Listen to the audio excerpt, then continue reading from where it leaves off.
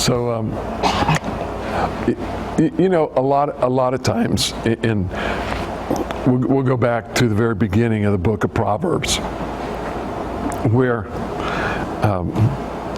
the writer, all of these are not necessarily Solomon writing, okay?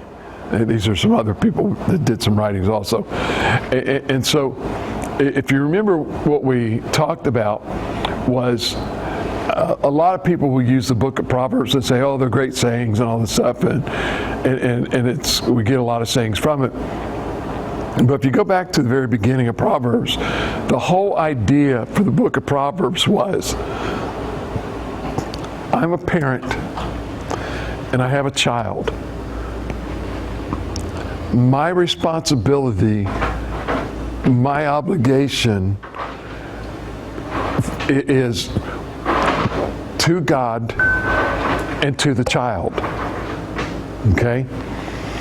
So as my obligation to God is to basically listen to His advice that He gives us. And He gives us children to help. When we start talking about discipling, a child is the best disciple that we have. Okay? It's the same philosophy. And so what he says is this. Here's what I'm going to do. I've got Adam and Eve. I start out with them, and I give them advice that they need to pass down to their children. And then their children pass down, and so forth and so on. So when we come into the Bible, the Bible is, in Proverbs, is God has given the advice to the parent. And it doesn't just stop there. The parent is to take that advice that God has given them and use that advice to basically, if you remember what it says, to train up a child in the way that they should go, and when they are old, they will not depart. Okay? And a lot of people think that, okay, well, that advice is just talking about training them up as a Christian. No, that's training them up, period. This advice is not just for Christians. This advice is for any parent, whether they're a Christian or not. If you remember, the first part of the advice was, he said, okay, here's what's happening. You're getting old enough and you're going to be leaving my house. Now I need to warn you about some things. When you get out of my house, there are going to be some people out there that are going to want to take advantage of you. And what they're going to do, and he uses the example of saying, here's what they're going to do to you. They're going to try to tell you, hey, let's go rob this person. Easy way to make money.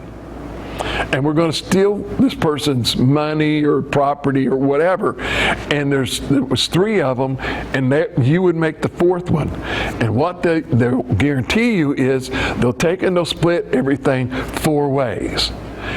And he says, I want to warn you that what's going to happen is they're going to get caught.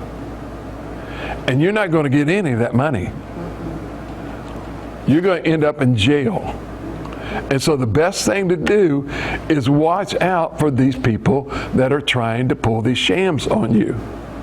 And so all through the book of Proverbs, it is the father that is basically giving the advice to the child on how to get through life in the best ways that are there. Now, so when we come to this part of adults, we need to learn this, that we are never too old to learn. That we should always constantly be on the lookout for learning. And the best part of the learning is that each day, what I'm supposed to be doing is learning how to get closer to God today than I was yesterday. so that I can build on getting closer to Him tomorrow. So that each day of my journey doesn't take me away from God, but rather brings me closer to Him every day. And so as we continue to do this, if I'm trying to get closer to God today than I was yesterday, then what that means is that every day I need to learn how to trust Him more than I did yesterday. Now that doesn't mean, again, that everything is going to work out the way we want it to work out. But what that means is that whatever I'm going to face today, you need to understand God already knows about it. And so if He already knows about it, then He has done some preparation work prior to me waking up today. And so I've got to learn how to trust Him, because He knows what's going to happen. And not worry about what's going to happen, because you know it's already planned. It's there. It's there. And so if it's there, you have to understand something, and that is, whatever that it is, God does not allow it in order to drive you away from Him or to fail. God does not want us ever to fail. And remember, if you remember a few years ago when I did a series of sermons about 10 sayings that people say are in the Bible, but they are not there. One, for instance, is God will not put anything on you that you cannot handle. Really? Yes, that is wrong. Because if I can handle it, then I don't need Him. So when these things occur, we need to learn how to depend on Him, not on myself. I am not self-sufficient to fight Satan. I need the power of God with me. Okay? And so this is where he begins to go. So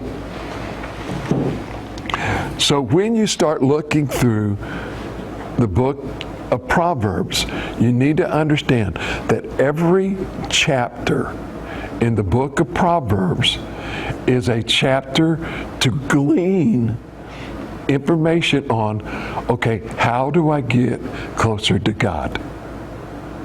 I can read each chapter, and each chapter is going to help me to grow closer to Him every day. Now again, the advice of Solomon was, God gave me the gift that I asked for, which was wisdom, and I abused it. I abused it royally. So, as he's almost like the parent to us as children, saying, God gave me this, and here's what I should have done with it, but here's what I did do with it, and here's what you need not to do with it. I'm giving you some sound advice of what not to do. The old saying, don't do as I do, do as I say. Yeah. Follow my advice, not my example. And so he's writing it and helping us, to learn these things. Okay. Now, it is meant for us to understand in the book of Proverbs that every one of us as Christians are on a journey. Now, there's something that people need to understand. And this is where I differ with people who say, I don't need church, that I can worship God just as well at home as I can in church. And so I do my own worship.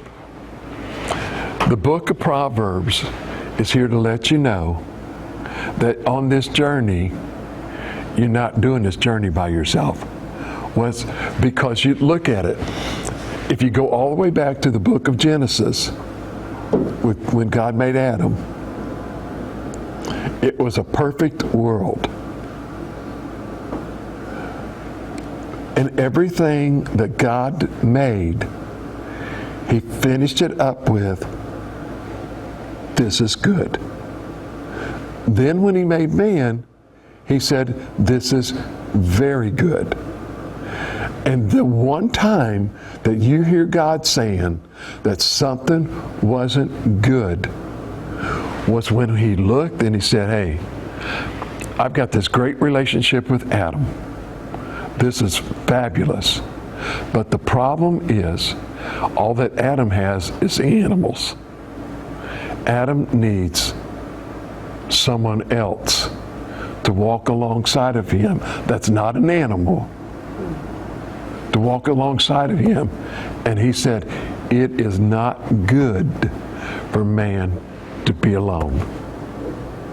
So for when people were to say that I don't need anybody to walk with me on this journey, then what they are doing is they are saying God is a liar. And I'm going to tell you, He is not. And so the book of Proverbs, and where we're going to go to in chapter 18, is to help us to know that God gives us wisdom through His Word. God also gives us wisdom through friends. He will bring people into our lives to help us on this journey and to sometimes give us advice. For instance, what if you've got a child that's an orphan and they don't have any parents? Or what do you have if you've got a child whose parents kick them out onto the streets? Who's going to teach them what is right and what is wrong? Now, if you allow the street to do that, guess what's going to happen? Trouble. They're going to get, you know, I hear people all the time, they're street savvy. Yeah, they may be street savvy on how to survive, but sometimes the way that they survive is totally illegal. And so what God does is He brings friends along with us to help us. So look at verse 1 in chapter 18. You want me to read it? Yeah, that'd be cool. Through desire, a man, having separated himself, seeketh and intermeddleth with all wisdom. A fool hath no delight in understanding, but that his heart may discover itself. Yeah. So what happens to a person who basically isolates himself and just goes after their own desires? Well, they won't make it together. Huh?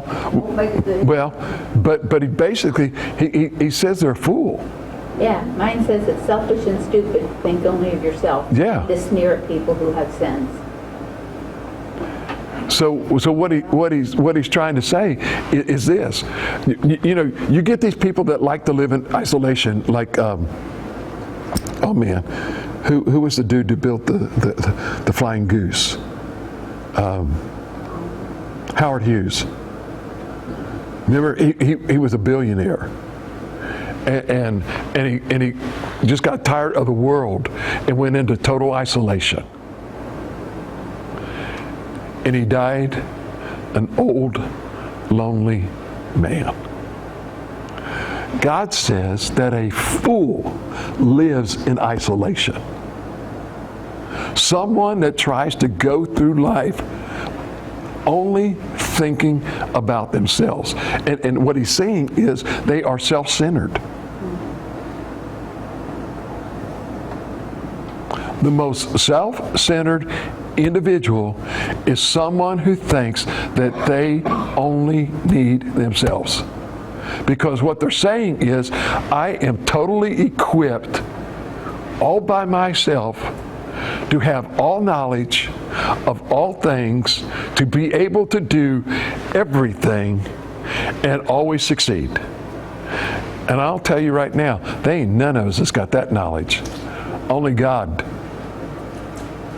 And we aren't there. So he begins to say that, okay, they're self-centered, they're self-willed. You talk about the strong-willed child.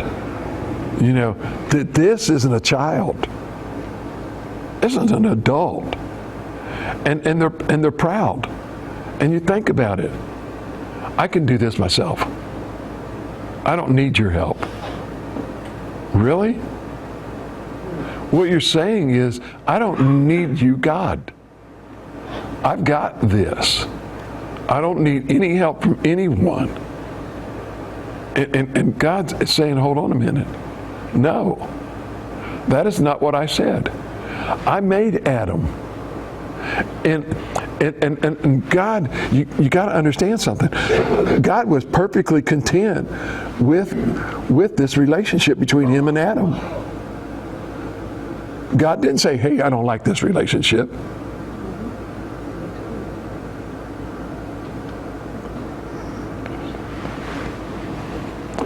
He said, it's a good relationship for me, but it's not a good relationship for Adam. Adam needs somebody. And if God saw that Adam needed someone, then I think we need somebody. Everybody really? Yeah. You know, there's that old song, everybody needs someone. And we do.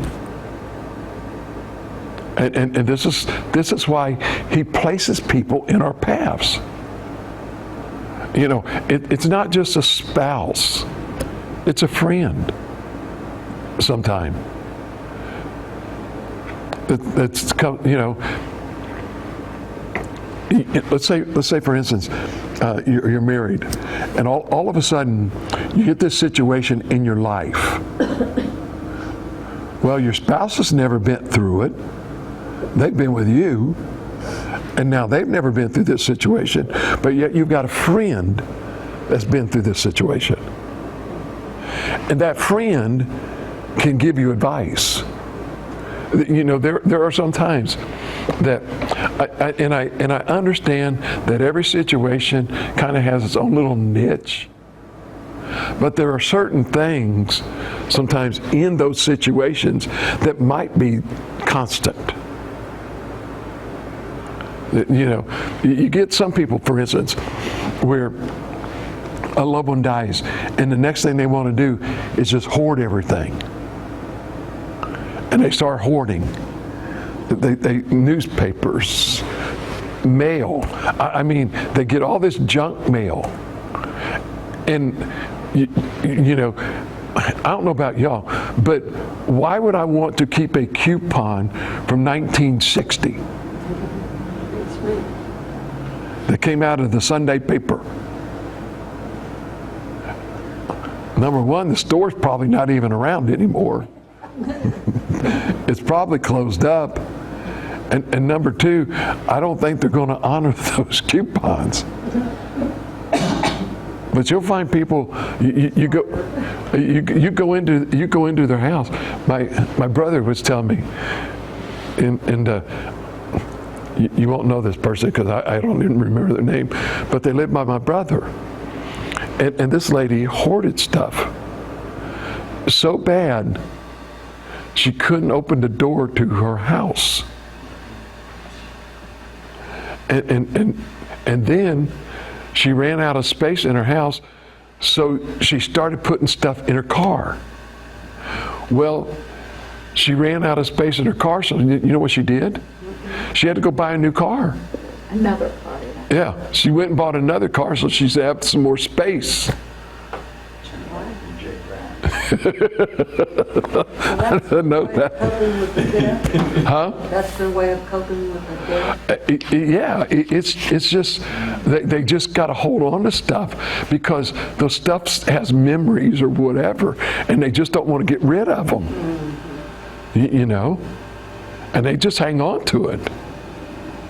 And so I think she ended up dying. Yeah, she ended up dying. But they had, I think it was like they had 10 dumpsters or something that they had to bring in to get all of the stuff out of there before they could even get into the house. You know, and this is what I'm saying. So, you know, maybe somebody may have been able to come along and help this individual out. But sometimes they just go into isolation. And so he says, you know, you've got this fool that you know, that's living here. Go over to Proverbs 17 in verse number 9. He that covereth a transgression seeketh love, but he that repeateth the matter separateth. Yeah. Separateth very friends. Yeah. So Mine says you will keep your friends if you forgive them, but you'll lose your friends if you keep talking about what they did wrong. yeah. But when it, you know, but mine's got whoever conceals an offense says, you know, promotes love, but whoever gossips about it separates the friends. And so what it's really talking about here is like you're putting up walls, isolating people. I'm going to gossip, or I'm going to conceal something. I'm not going to forgive. Yeah, I'm trying my best to not let certain things come out, and so what ends up happening is when I start doing this, I start keeping people out of my life, and that's not good. God brings people to us to allow them into our lives, not to keep them out. Now we're talking about true friends, okay? There are some people, you let them into your life and you're in trouble. Because all they're going to do is gossip, and he begins, you know, to start warning us about. Go over to Hebrews chapter 10, in verse number 25.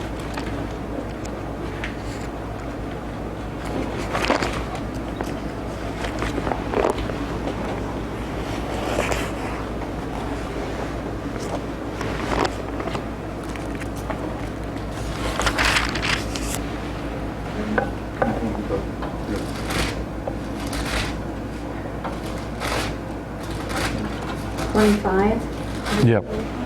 It says, some people have given up the habit of meeting for worship, but we must not do that.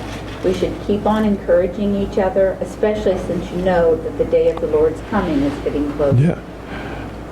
You know, King James says, forsake not the assembling of yourselves together as the manner of some lives, even more so as you see the day approaching, I believe, or something like that.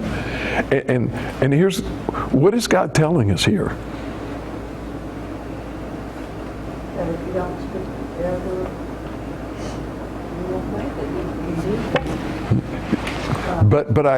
need But I need people where?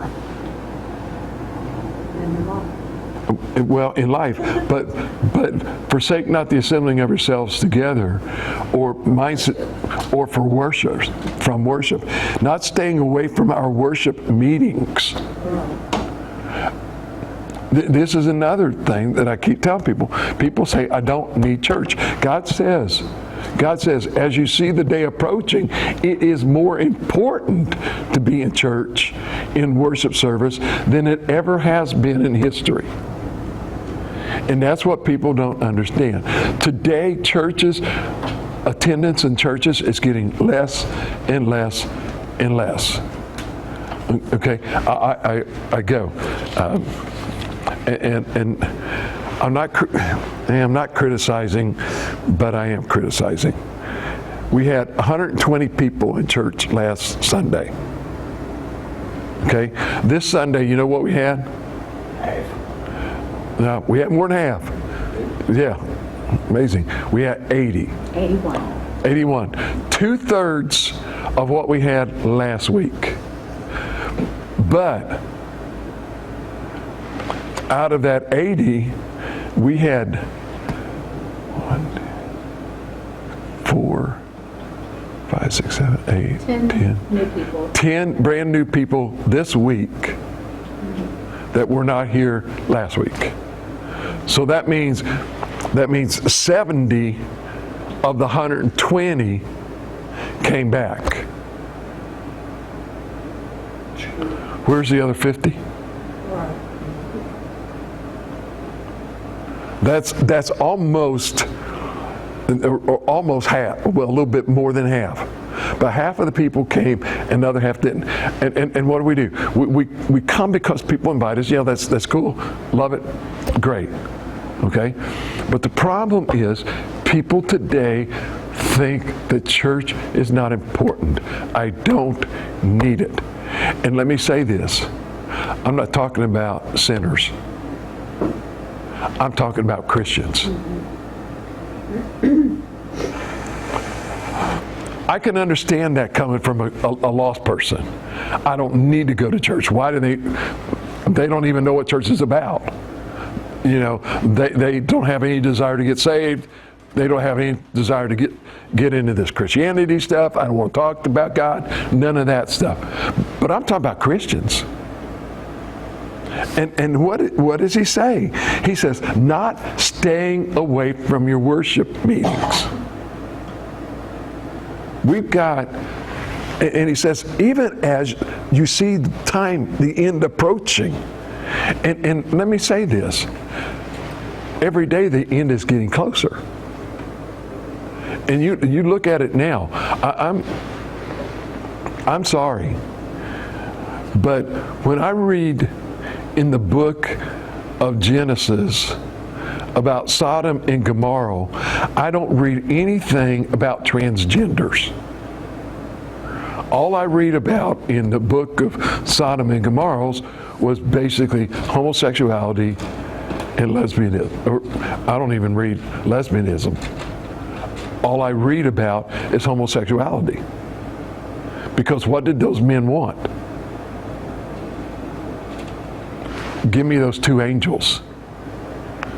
They remember Lot offered up his own 2 daughters who were virgins. And these guys say, I don't want them.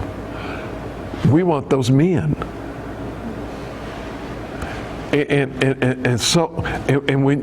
when you read all of the stuff that was going on, so where have we come to if we're not going further on? I mean, people are so messed up today. They're teaching kids that you don't know what you are. And as a matter of fact, here's what I'm going to do for you. When you are born, we are not going to put on your birth certificate whether you are an X or a Y. We're going to wait and you decide later on in life what you want to be, and then you can decide whether you want to be male or female. You don't have to grow up with this stigmatism that you're a male or female. When you get later on in life, and I don't care if it's when you're 68 years old, then you can decide and you can get your birth certificate. It's messed up. Totally messed up. And it's no wonder, and people don't tell people the ramifications of this, of the kids. They're talking about teenage suicides, and they're saying a lot of it is bullying. You want to know where the bullying is coming from? The bullying is coming because they're teaching kids this garbage of all of this stuff. And he says, as you see the day approaching, I hear people say, well, we've got to go back and apologize to Sodom and Gomorrah. No, he doesn't need to apologize to anybody. What he needs to understand is this place is messed up. And the end is approaching. And he says there's a great falling away. And we're right in the middle of it. And I don't see how much longer. But he says, here's what you need to do. So what is he saying? He's saying, it is important for me as a Christian to be a part of a worship service. Okay? He doesn't say you got to be there 7 days a week, like some churches believe. That's not what he's saying. Okay? What he's saying is, we come together as Calvary Baptist Church. That's our family. And so we come together to worship together as a family. Okay? Now, during the week, we may be somewhere else. And we may have our own worship services in that type or that fashion. But as a church, we have that time that we need to come together to worship. Why? We need that. And to encourage. Yes. It's not just worship, it's encouragement. And that's part of what worship is encouragement. Why? Because, you know, how many times have you had a bad week? And it seems like the week has just started on Monday and it just went downhill.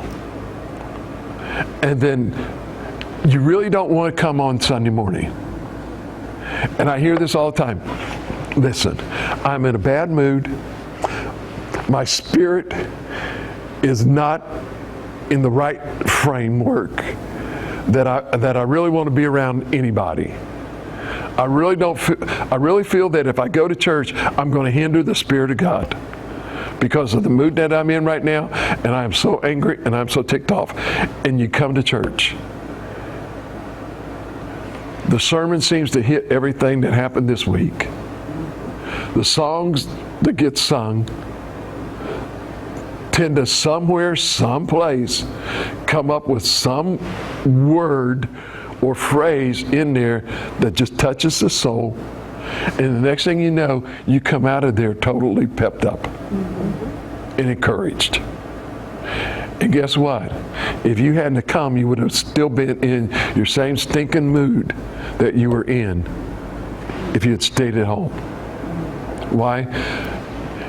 I can't encourage myself when I'm depressed and I'm self-pitied that, oh me, oh my whole world is caving in on me. I need encouragement from my friends. That's like I was talking about this morning. You know, hey, I don't know what you're going through. I don't know what your problems are, but I guarantee you, if you come to the altar and pray about that, somebody's going to come with you.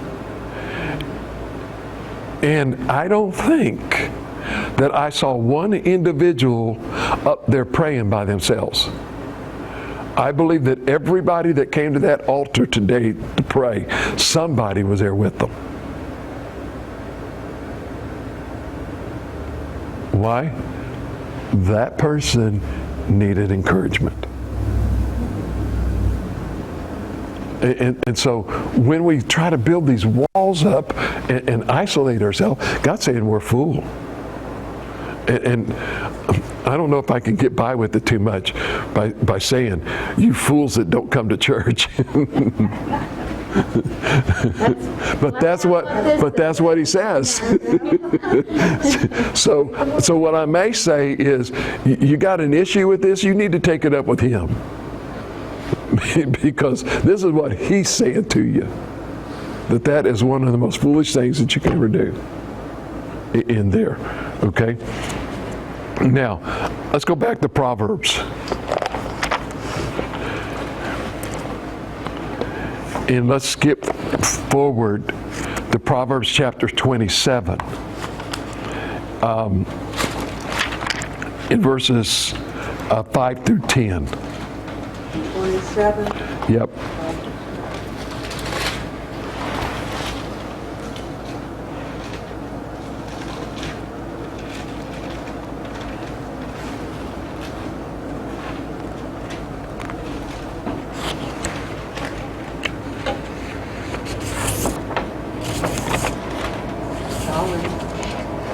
Okay.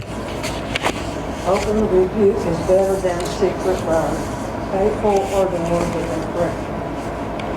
Faithful are the ones that they pray, but kisses of an enemy are deceitful. The fool's clothes, lawful and honeycomb. To the hungry soul, every good thing is sweet. As a bird that wandereth from her nest, so is a man that wandereth from his place. And Go ahead. yeah, go ahead, 9 and 10. Ointment and perfume rejoice the heart, so doth the sweetness of a man's friend by holy counsel. By one's friend and one's father's friend forsake not. Neither go into thy brother's house in the day of thy calamity. For better is the neighbor that is near than the brother is far off. My son, be wise and make my heart glad, that I may answer him that reproacheth me. Okay, so we stop at 10. So look at verse number 9. Okay. So perfume or oil and incense kind of brings joy to the heart. You know, the aroma of that, let's see. Yeah, we were all back in the 60s and the 70s. When you burnt incense, what did it do? It offers nice scent. Right. And that aroma just kind of, a lot of times, now, the Mid-Eastern civilizations, now they would burn incense and meditate. Okay? And it was used as a soothing. And so that smell, that aroma, has a calming effect on you. And he says, it brings joy to the heart. But what does a friend do in the second part of that verse? True friendship is better still. Yeah. What did you say? True friendship is better still. Better than This. Yeah.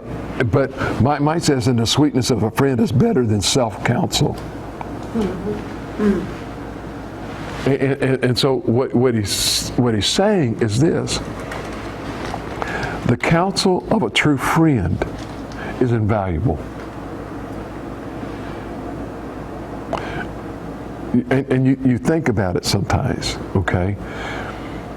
There are times when a true friend is not there for their own self-interest. They're there because they love you and they care for you. And they're not there to hurt you in any way, shape, or form. And so there are some times in doing this that they give you wise advice, true advice, and sometimes it hurts. But it's invaluable because they're not giving it to hurt you. They're actually giving it to you because they care for you. They want to help. That's what a true friend does. So think about it for a minute. Who is the best true friend that you got? God. And does God give you counsel? But is it there to hurt you? Now, sometimes it will hurt, but it's there.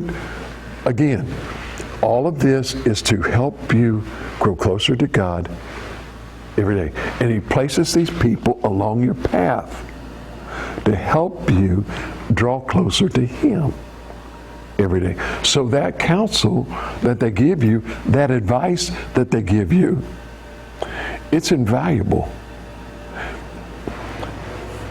When you go to a therapist and you pay them money, now sometimes it helps. Other times it's like, I think I should be giving you counsel. This is true. You know, it's like who's the patient and who's the doctor here? Because the advice that you're giving me is really not helping here. And so we begin to look at this. Now look at verses number 5 and 6. Before you go to that, Oh. to 10, I really like 10 because it says, don't desert an old friend of your family or visit your relatives when you're in trouble. A friend nearby is better than relatives far away.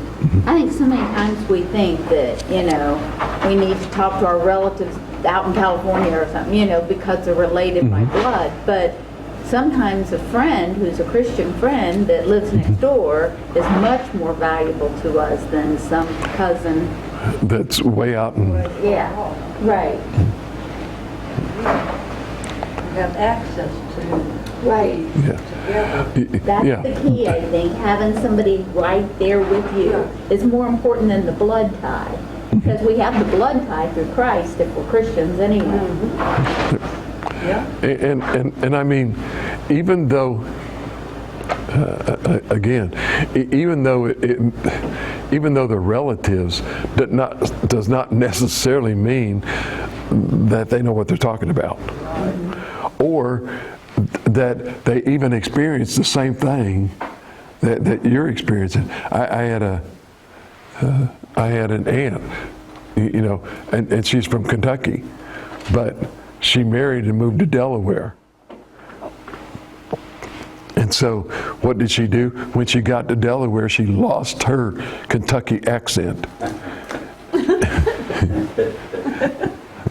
And very quickly, because she had to run in a higher echelon of people.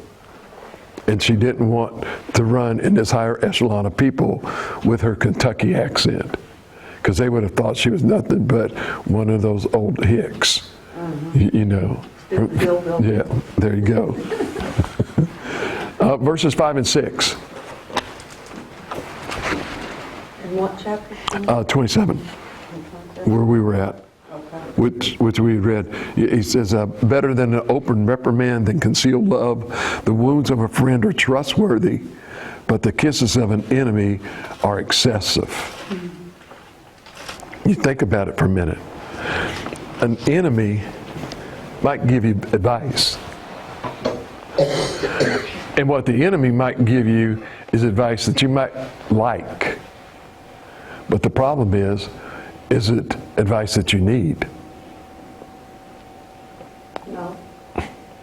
Yeah, he says, the wounds of a friend are trustworthy, but the kisses of an enemy are excessive. Hey, I'll just tell you what I think you want to hear to make you feel good. Whereas a true friend, remember the old saying, truth hurts?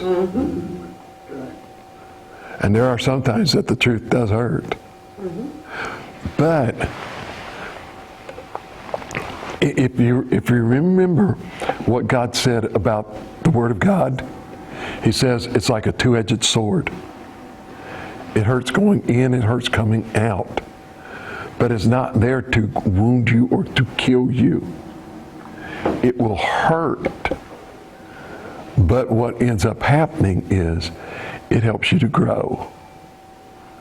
And so the writer here in the book of Proverbs is saying, listen, when you're getting advice from somebody, are they a friend or are they an enemy? Because if they're an enemy, they're going to shower you with all kinds of hugs and kisses and all this love and stab you right in the back. Because they're not looking out for your good. They're really trying to puff themselves up. And so when he says that there's better an open reprimand than concealed love, the wounds of a friend are trustworthy. There are sometimes,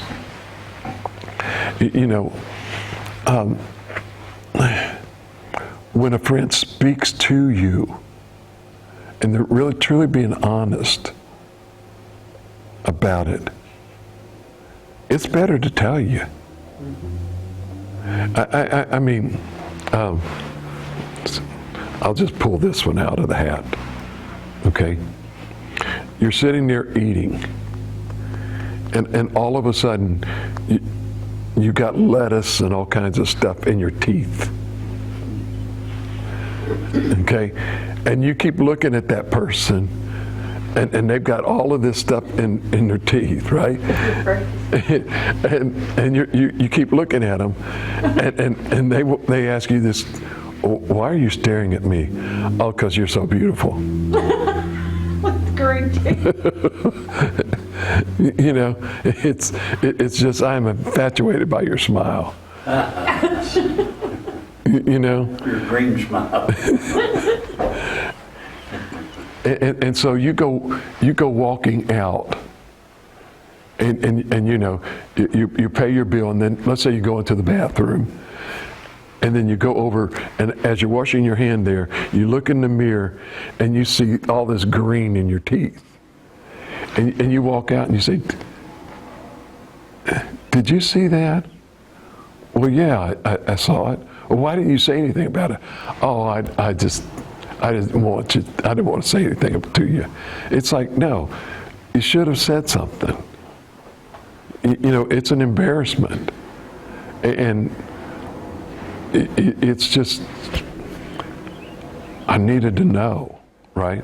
Yeah, my daughter did that for me tonight. I guess I've been walking around all day with something in my tooth, and she came and she said, "Mom," when we got into Awana, "you've got something in your tooth." Wow. But you know, and that's just a little thing. But there are some times that we do have imperfections. You know, like for instance, you're talking to someone, and this person overhears the conversation. And the way that the conversation was going and everything really wasn't right. Okay? Now they could have done one of two things. They could have stopped you right in the middle of the conversation and criticized you in front of that person. Or once it was over, they could pull you aside and say, "Hey, listen, you know, I understand that what the person did was not right, but there was a better way to handle this." And they're giving you advice, and that's probably good for you. And that's what they're saying, that it's invaluable correction. And then the verse number 10 that we just had, you know, don't abandon your friend or your father's friend, and don't go to your brother's house in your time of calamity. Better a neighbor nearby than a brother far away. It is also, what they're saying is that a friendship provides you with comfort that's invaluable. I can get that from somebody, a friend, very close, which I cannot get from a relative far away. Mm-hmm. And so sometimes with that, you know, you think about it. I've got a friend, most of the time my friend is close to me. And so that's invaluable.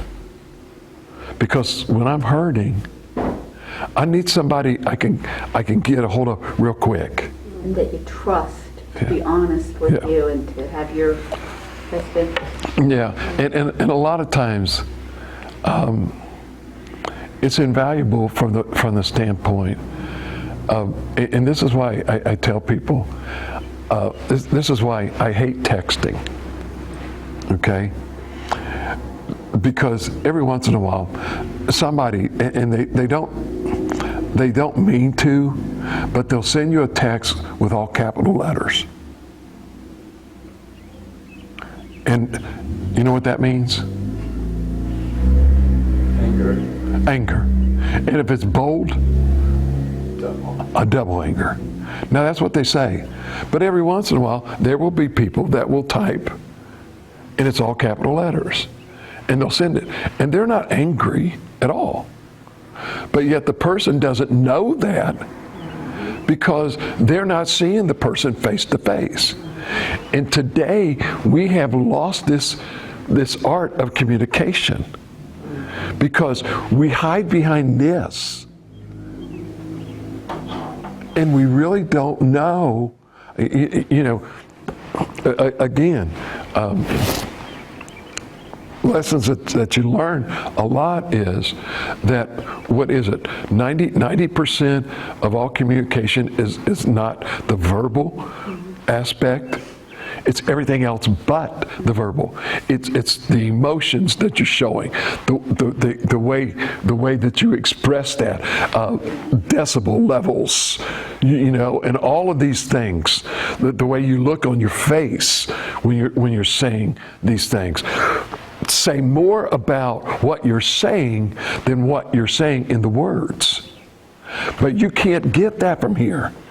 And this is why so many arguments happen. Is because somebody writes something and they don't mean anything by it, but the person receives it and all they know is this is what this means. And the next thing you know, they're fighting with each other, or they're not speaking with each other. And this is why he says that a friend who is close by is invaluable. Why? Because we can see eye to eye. Tangible. Yeah. And it's right here. And again, I am sorry. God is not far away. God is close. And you want to talk about a friend that's really, I want to keep close, which is very invaluable. Okay?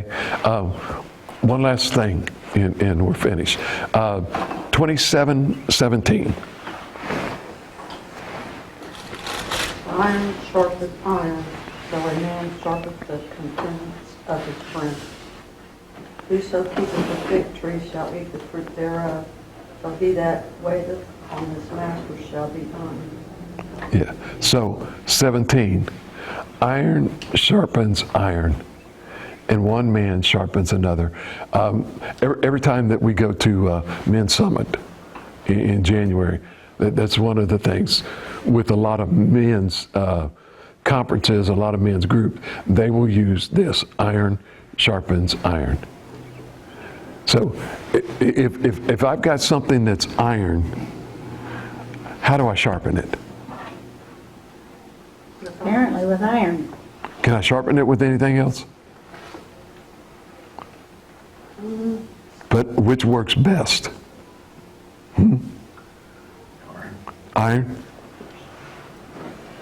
And so what God is saying is, that the potential for positive influence is likeness. So men's groups, women's groups, Right. Singles groups, people that have Like interest. interests, they keep each other sort of on track.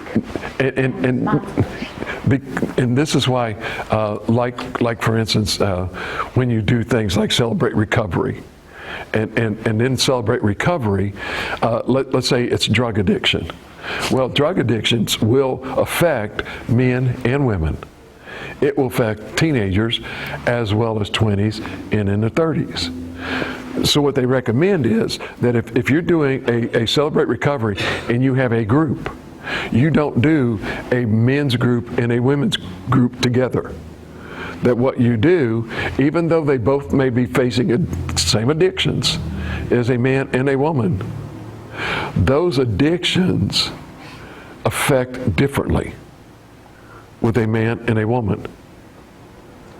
And if you're not careful, what you'll end up doing is putting a man and a woman together that both have an addiction, and instead of helping each other get out of the addiction, they bring each other into a deeper desire for those addictions.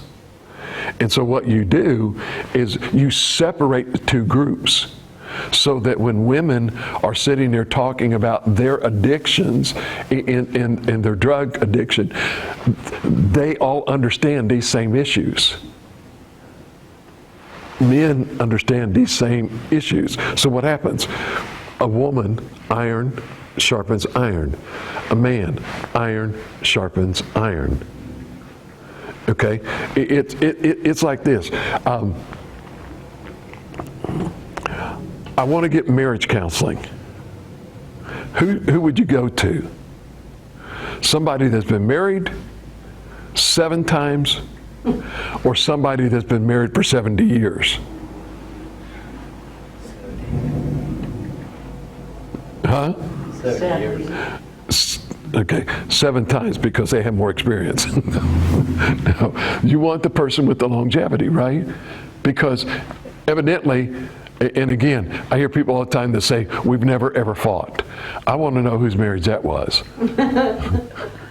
Because there's always, they don't call them fights, they call them disagreements, whatever it is.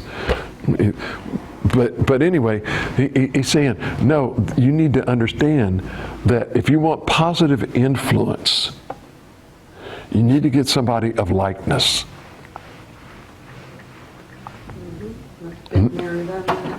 Not of a difference. And they understand. Now, go to chapter 20 and verse number 19.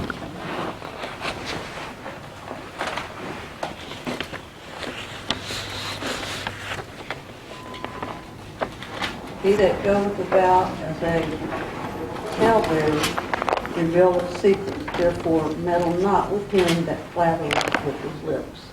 Yeah. Whoso purposes his father or his mother, his lamp shall be put out in obscure darkness. Yeah. Look, the one who reveals secret is a constant gossip. Avoid someone with a big mouth. Yeah. So just as you have iron sharpens iron, with a positive influence in a friend, you can get some that have a negative influence. You get somebody that's a gossip and they're your friend, you're in trouble. You tell them a secret, it's gone. It's on the 6 o'clock news. That's right. read all about it. All right. So what have I got? 10 more minutes? Okay. All right. So John chapter 15. Go there and let's read something together, would you?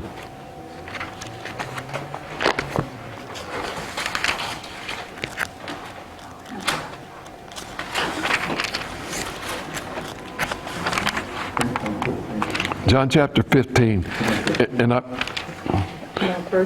And I'm going to start reading verse number 12. Verse 12. Yep.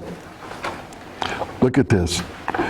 This is my command, to love one another as I've loved you. No one has greater love than this, that someone would lay down his life for his friends. You are my friends if you do what I command you. I do not call you slaves anymore. Because why? He says, because the slave doesn't know what his master is doing. I've called you friends because I've made known to you everything that I've heard from my Father. You did not choose me, but I chose you. I appointed you that you should go out and produce fruit, and that your fruit should remain, so that whatever you ask the Father in my name, He will give you. This is what I command you. Love one another. What did Jesus say? He says, no one has greater love than this, that someone would lay down their lives for their friends. You are my friends. Now you want to know what true friendship is and how true friendship produces love. And what did he say? He says, listen. He says, so that whatever you ask the Father in my name, He's going to give it to you. This is what I command you, to love one another. So think about this for a minute. We're always talking about whatever you ask in the Father's name, I'm going to grant you. Now think about it for a minute. What if you've got a friend that's hurting? and you go and pray to the Father for your friend.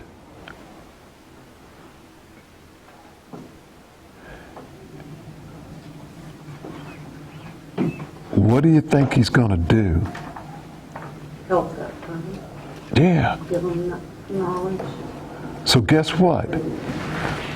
My friend who loved me, who is God or Christ, who loved me, wants to give me the best. Wants to give me what I need. And so I go to the Father interceding for my friend because I want God to reach out and help them Give them guidance. and let God give them the best. And so sometimes, may I say something? It's a lot better to pray for your friends than it is to pray for yourself. I'll say something. Yeah. All my life, I didn't pray for myself. I was always praying for others. Mm-hmm. And then I was on my deathbed, actually dying, and I talked to God. And you know, He healed me right on my couch. When I asked for it, I got it. Mm-hmm. Now I'm just the type I don't like to ask for things, but now I do. Yeah. And I have a new car now. I have a better apartment now.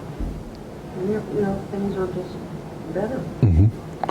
Especially since I read the Bible first thing in the morning and last thing at night. And it is amazing. You know, it isn't demanding from God things that I want. It's saying, God, you know what? I really, there are certain needs that I have. And He says, you're right. And I know what you need.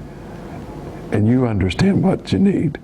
And we're in agreement together as to what you need.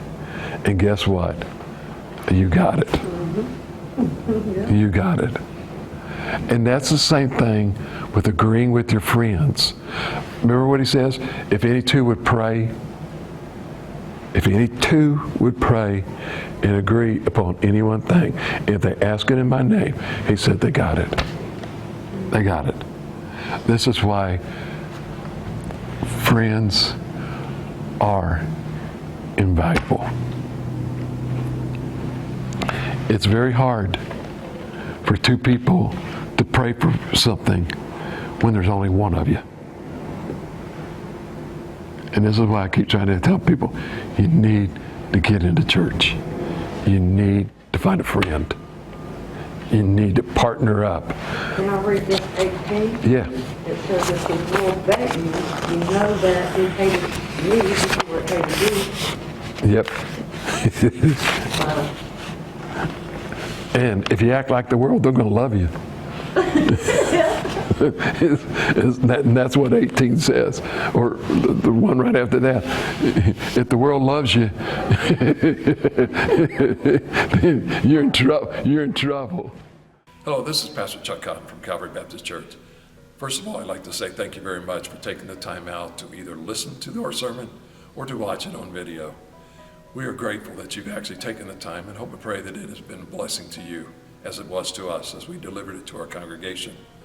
We ask if you have any questions whatsoever that you email us at pastorchuck@calvarybaptistmiddletown.org, or you could come in and give us a phone call, if you would please, at area code 513-423-7251. I'd like to take this opportunity to also invite you to come to our church and visit us, if you would please. We actually have small groups on Sunday morning starting at 9:30 with our morning worship. Prior to our morning small groups, we also provide donuts with coffee, milk, orange juice, a time for fellowship, get to know each other, have a good time before we actually break out into our small groups for Sunday. Our worship services are uplifting, they're fast moving, and everything in our service is just a fast pace. But we do take time every once in a while to slow down as we feel the Holy Spirit moving. and we never want to hinder it in any way. We also have on Sunday evening, and during the school year, we have Awana, and Awana starts with the Puggles, actually from age 2 all the way up through high school. And during that period of time, we also have a worship service. Both of these start at 6 o'clock and end at 7:30. Our Wednesday night, we have a Bible study, which starts at 7. We generally finish about 8:15. We would love for you to come and visit with us. Don't have to dress up. Just come as you are, because to us, it doesn't matter. You're a child of God, a creation of His, and so to us, you're important to everything that we do. Our motto here is building the kingdom one life at a time, and we hope that we have a chance to visit with you, get to know you as you get to know us. So thank you, and may God bless you.